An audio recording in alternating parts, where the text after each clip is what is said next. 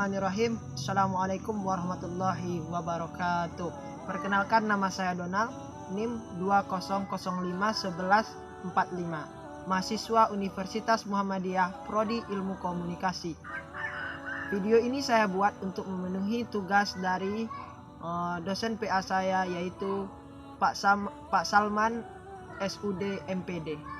Pada kesempatan kali ini saya akan menjelaskan tentang poster diri yang sudah saya kerjakan beberapa minggu yang lalu, dan juga saya akan menjelaskan salah satu materi yang sudah diterangkan oleh Bapak Salman SUD MPD, yaitu tentang keimanan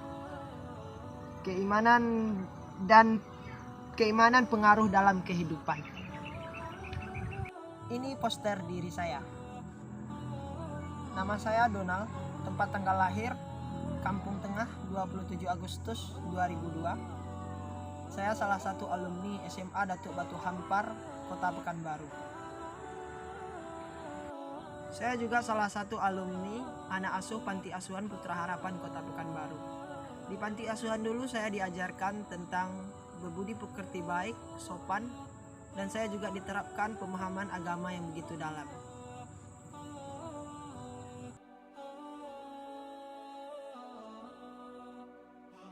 Iman dan pengaruhnya dalam kehidupan.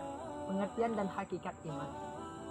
Membicarakan tentang masalah iman merupakan salah satu perkara penting yang mendasar. Bahkan ini merupakan dasar akidah seorang muslim. Salah memahami keimanan bisa menyebabkan seseorang terjerumus dalam keharaman, kebid'ahan, bahkan bisa berujung kekafiran. Semoga sedikit pembahasan masalah iman ini dapat bermanfaat bagi kita semua. Definisi iman. Para ulama mendefinisikan iman yaitu ucapan dengan lisan, keyakinan dengan hati, serta pengalaman dengan anggota badan. Bisa bertambah dengan ketaatan dan berkurang dengan kemaksiatan. Inilah makna iman menurut Ahlus Sunnah wal Jamaah. Mayoritas Ahlus Sunnah mengartikan iman mengacungkan itikad atau keyakinan, perkataan, dan perbuatan. Iman sendiri mencakup keyakinan, perkataan, dan perbuatan. Berikut sedikit saya akan menjelaskan tentang keyakinan hati. Allah Ta'ala berfirman dalam Quran Surah Al-Hujurat ayat 14, yang mana artinya karena iman itu belum masuk ke dalam hatimu. Untuk para sahabat, jika kita mengakui orang beriman, jangan hanya sekedar mengucapkan dengan lisan, tapi harus diyakini di dalam hati.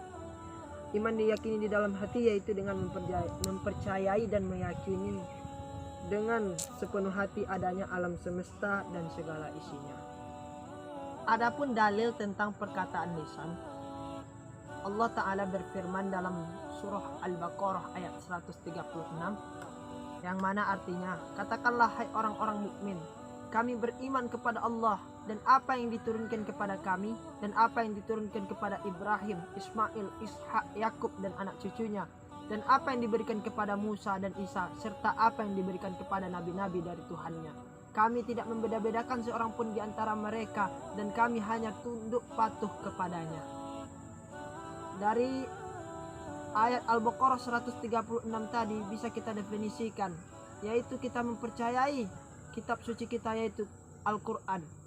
Untuk itu, kalau kita beriman kepada Al-Quran, sebagaimana dalam rukun iman yang ketiga, kita mengimani Al-Quran, kitab-kitab Allah, maka kita harus mengamalkannya dengan membacakan Al-Quran, menerapkannya apa-apa isi-isi kandungan di dalam Al-Quran tersebut.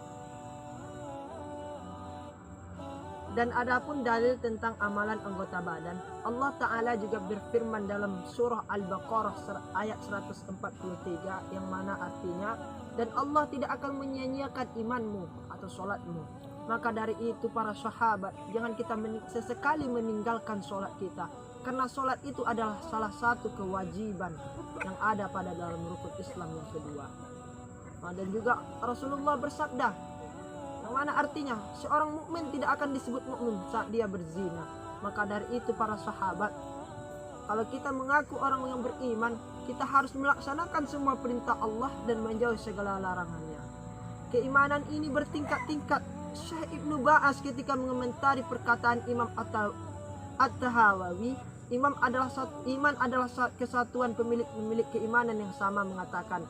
Perkataan iman atau wali ini perlu ditinjau lagi bahwa ini merupakan perkataan yang batil. Orang yang tidak sama dengan keimanannya justru sebaliknya, mereka memiliki keimanan yang bertingkat-tingkat dengan perbedaan yang mencolok. Iman para rasul tidaklah dapat disamakan dengan iman selain mereka. Demikian pula iman para al-Khufaul Rasyidin beserta para sahabat yang lain tidaklah sama dengan yang lainnya. Iman orang-orang yang betul beriman tidak sama dengan iman orang yang fasik. Hal ini didasari pada perbedaan yang ada dalam hati, berupa pengenalan terhadap Allah, nama-nama sifat-sifatnya, dan segala yang disyariatkan bagi hamba-hambanya. Inilah pendapat Ahlus Sunnah wal Jamaah, berbeda dengan pendapat Murji'ah dan yang sepaham dengan mereka. Wallahu a'lam bishawab. Permasalahan ini sangat jelas jika kita melihat dalil-dalil yang ada dalam Al-Quran dan Sunnah, serta realita yang terjadi bahwa keimanan itu bertingkat-tingkat. Allah melebihkan sebagian rasul dibandingkan rasulnya yang lain. Allah Ta'ala berfirman yang di dalam surah Al-Baqarah ayat 253, yang mana artinya rasul-rasul itu kami lebihkan sebagian dari mereka atas sebagian yang lainnya, di antara mereka yang akan berkata langsung dengan dia, dan sebagaimana Allah meninggikan beberapa derajat. Jadi keimanan kita itu bertingkat-tingkat. Ada yang terkadang dia sholatnya rajin, namun terkadang di depan orang dia sholatnya rajin. Bagaimana dia ketika sendiri? Apakah dia akan teguh keimanannya di dalam hatinya ataukah tidak? Mungkin cukup sekian yang dapat saya sampaikan penjelasan tentang keimanan. Lebih dan kurangnya saya mohon maaf.